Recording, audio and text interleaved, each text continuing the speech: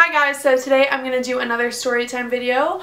Please excuse my hair, I'm like trying to get the green out of it slowly but surely. So it's a really ugly greenish yellow color.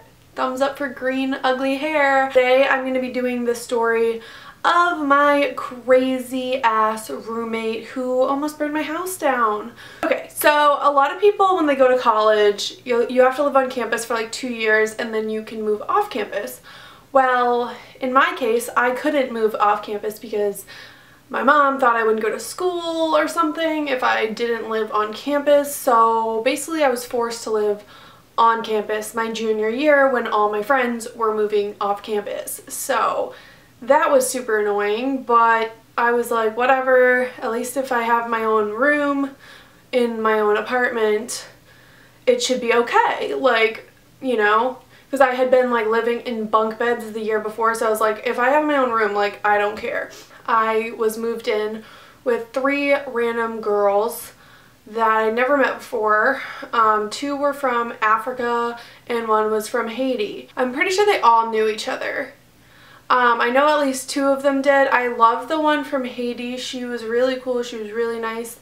And then there were the 2 from Africa.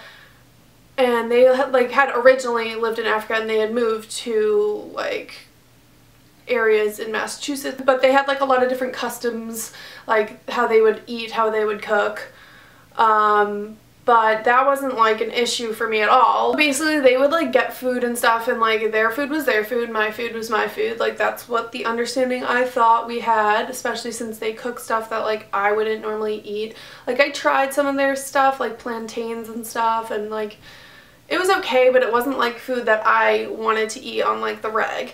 And that was like all they would cook and stuff. Like they would cook fish, but like it would be like a whole fish.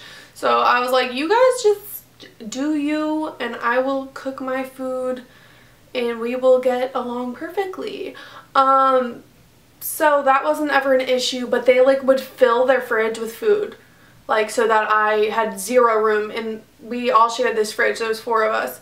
And I literally had no space for my food at all. Like, they just took over this whole motherfucking fridge, and I was like, I don't know what I'm supposed to do here. So I ended up getting my own mini fridge in my room just to put my stuff in it, because they were so like dumb that they can't fucking move. Like, I don't know, they wouldn't even let me have like one area in the fridge or anything. Like I couldn't fit any of my stuff in the fridge or the freezer. I had to use my own fridge. And I put all my stuff in there, whatever I could fit. Didn't have a car at the time either, so like I would have to go take a trip to the grocery store, come back on the bus, and hope that all my food would fit in the fridge. So that, you could see, would be like kind of annoying. Not a big deal, whatever. So the 2 from Africa, one of them was dating the other one's brother. So they like got along, but the one whose brother it was the biggest slob ever and would like leave her dirty dishes in the sink. She would like pile up the dish rack and like it was a fucking mountain, and she wouldn't put the dishes away. She would leave rice on the counter for days until it got moldy inside. Like, it was foul, and like I was like, I'm not cleaning up after you. Like, I didn't even cook that. It's moldy. Like, I'm not cleaning that. It's disgusting. There was like flies. That's how bad it was. It was like it was their apartment and I was like a guest. That's what I felt like, because they kind of took it over a little bit.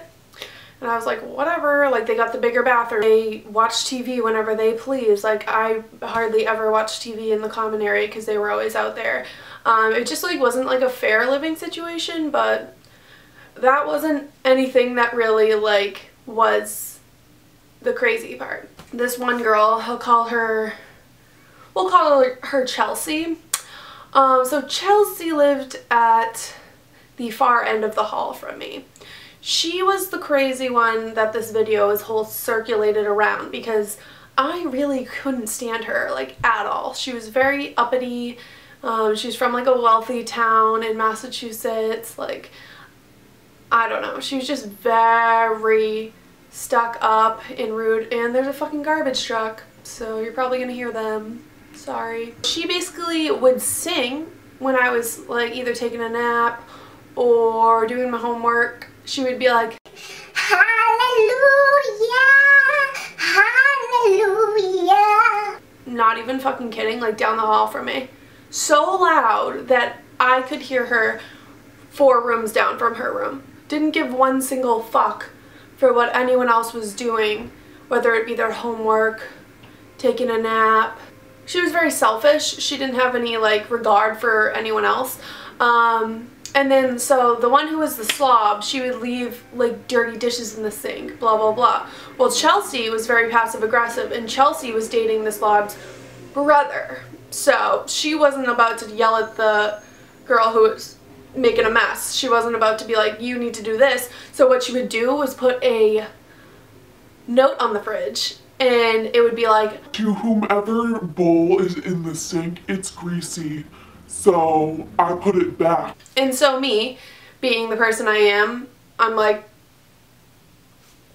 that ain't my motherfucking bowl. So I took off the note, I walked all the way down to Chelsea's room, and I said, Chelsea, is there anything you want to say to me?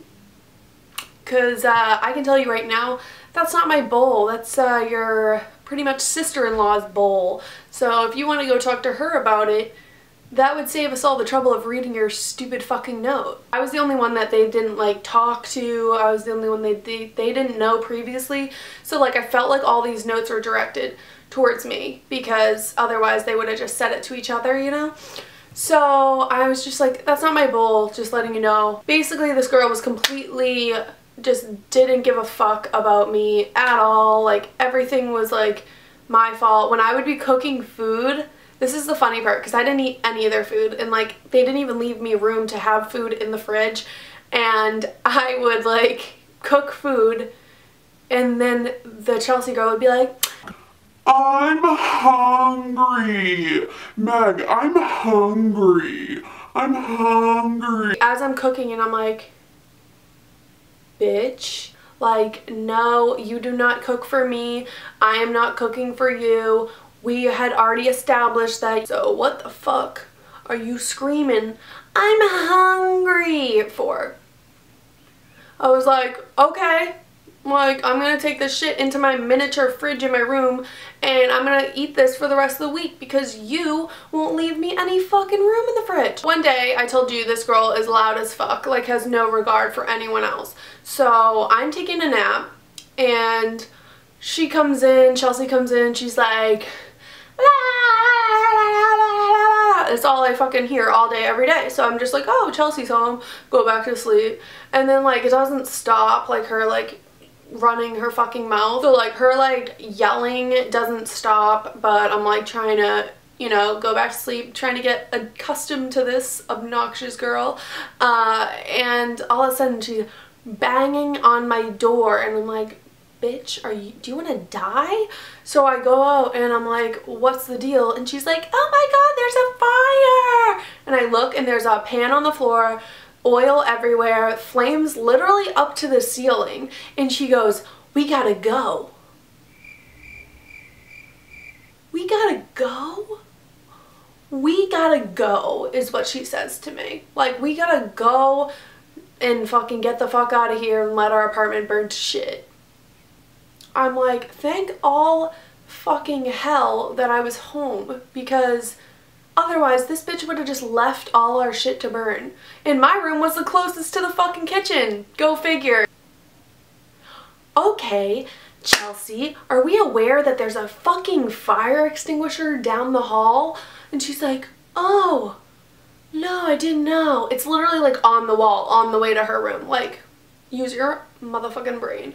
So I'm like, what the fuck? I never used a fire extinguisher in my life. I ran up, grabbed the fire extinguisher. I like opened the door because there's so much smoke in our apartment at this point that I like couldn't even breathe. So I opened the door. I'm like, how do you even use this? I like pulled the pin, I pointed it at it, and it was like, and the fire was out. That's all it took. It like wasn't a big fire, but there was so much smoke and it was so high to the ceiling. What had happened was this bitch was cooking oil to fry her like whatever the fuck, plantains or something, and she walked away. She walked away from a pan with burning oil in it to go on her computer for like 15 minutes. Didn't realize the flames were getting out of control. Then when she went to take it off, she pours water from the sink into this pan of oil. And anyone with a brain knows that this will make an oil fire even worse. So yeah, basically she drops the pan on the floor, flames are coming up, and I had to save the fucking day because this bitch doesn't know how to use a fire extinguisher or can't even try. And then she's like, don't tell anyone it was me. I'm like, bitch, I can't even with you. Don't tell anyone? I'm gonna tell everyone. You're a dumb bitch and you almost burned my whole fucking room down. So we go outside, the fire people come, and I go, bye Felicia, and I literally went to my friend's dorm. I was like, I can't even deal with her. She just almost burned my shit down and wasn't even gonna try to put it out. Like, fuck you. She burnt a bunch of the floor tiles. There was like 4 floor tiles when it could have been our whole motherfucking apartment. And we get the bill. We, all 4 of us, get the bill. And I go, Chelsea, you know you're paying for this, right? You know you're paying for that because that could have been our whole apartment building and you have to pay for 4 floor tiles. And I go, I'm not paying for that. I'm just letting you know right now. And if you don't want to pay for it, I will bring this downstairs right now. And I will tell them I'm not paying for it and what happened. Needless to say, this bitch had no other choice but to eventually pay for it. But she was like pissed that she had to pay for 4 floor tiles when she almost like killed us. But yeah, that was the story of when my roommate almost burned my house down and I literally had to put it out. But yeah, that's the trouble with living with random people. So now I'm like really sketched out about doing that because even if you have your own room, girl, you don't know what you're getting into. But I just thought it was bullshit that like they took over the apartment and because I wasn't like their friend previously, I got no benefits and I was outnumbered. So that was my crazy roommate story about how she almost burned my house down. And yeah, so I hope you liked this video. If you want more storytime videos, I have a good one about this guy who used to stalk me at my work that I'm probably going to tell you guys pretty soon. But yeah, I will see you next time.